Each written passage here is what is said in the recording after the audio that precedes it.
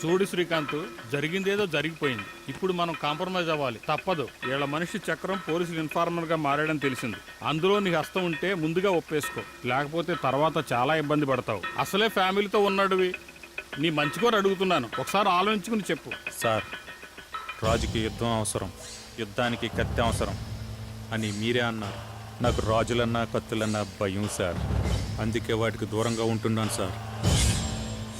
అయినా నేను ట్రాఫిక్లో ఉన్నవాడిని, నాకు క్రైమ్ సైడ్ ఇన్ఫార్మర్స్ ఎందుకుంటారు సార్? పైగా మీరు అంటున్న చక్రం ఇన్ఫార్మర్ కాదు సార్, ఎందుకంటే రాత్రి అతన్ని దారుణంగా చంపేశారు. ఏంటి, మా చక్రాన్ని కూడా చంపేశారా? అవును సార్.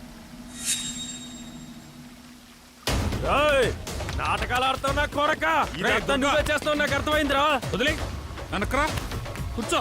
సార్ ఫోన్ మాట్లాడుతున్నాను కదా.